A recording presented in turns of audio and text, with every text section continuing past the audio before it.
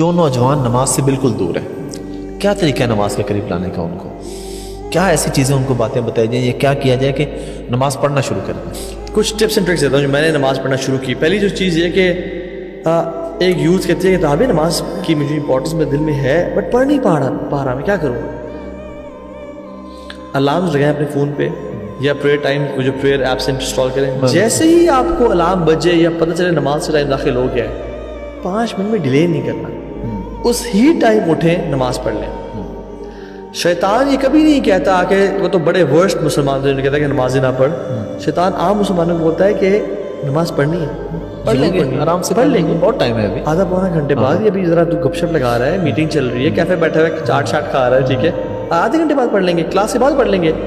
اور ہمیں بلا دیتے ہیں اور ہم کہتے ہیں کہ او بہن تو یار آدھے گھنٹے بعد نماز پڑھنی تھی, عصر کا ٹائم داخل ہو گیا, زور سے میری قضا ہو گئی, اب فجر بھی میں نہیں اٹھ سکا, ظہر بھی نہیں اٹھ سکا, تو آج 5 ٹیک تو پورے نہیں ہوں گے, تو 3 ٹیک پورے کرنے کا کیا فائدہ, جب پڑھوں گا 5 پوری پڑھوں گا, 5 پوری, ٹھیک ہے.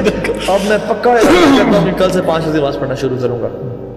اور کیا ہوتا ہے کہ اگلے دن پھر فجر پہ نہیں اٹھ سکا اور 8 بجے اٹھا, رات کو لیٹ نیٹ فلکس بیٹھا رہ گیا تھا یا PUBG فورٹنائٹ کھیلتا رہ گیا تھا, تو اگین وہ کہتا ہے کہ اوہ چلو ظہر بھی ٹرائی کریں گے. شیطان ہمیشہ ڈیلینگ, اس کو بولتے ہیں ڈیلینگ ٹیکٹکس یوز کرتا ہے.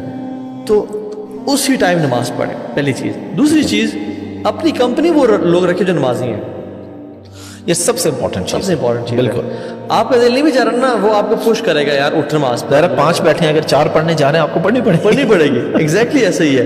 اور اگر 5 بیٹھے اور 5 بے نمازی ہیں اور آپ نے اٹھ کے جانا ہے, آپ کو یار کوئی نہیں جا رہا, مجھ سے کمپنی دینے والا, اور ایمان بھی اتنا وہ نہیں ہے. اور تیسری چیز سب سے امپورٹنٹ کہ نماز کے بارے میں پڑھیں, یہ کتنا امپورٹنٹ چیز ہے. سب سے پہلا جو حدیث میں آتا ہے کہ جو حساب لیا جائے گا نماز کا لیا جائے گا. ایک شخص اللہ کے نبی کے پاس آیا اور کہا السلام علیکم رسول اللہ, نماز پڑھ کے آیا. آپ نے کہا وعلیکم السلام ورحمۃ اللہ وبرکاتہ, ارجع فصلی فإنک لم تصلی, جو دوبارہ نماز پڑھ, تم نے نماز نہیں پڑھی. دوبارہ آیا, دوبارہ نماز پڑھ. کیا کروں یا رسول اللہ؟ میں نے کہا پراپر قیام کرو, جب رکوع کرو پراپر رکوع کرو, جب رکوع سے کھڑے ہو تو اطمینان سے کھڑے ہو, جب سجدے میں جاؤ تو اطمینان سے کرو, اور جب سجدے سے اٹھو.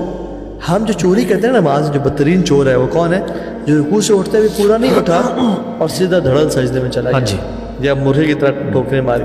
تو میں سمجھتا ہوں کہ یعنی نماز کا اتنا سینسٹیو میٹر ہے, جس کی نماز کمپلیٹ ہو گئی اس کے باقی اعمال بھی انشاءاللہ اللہ پار کرتے ہیں. تو اپنی نماز کو بہترین بنائیں.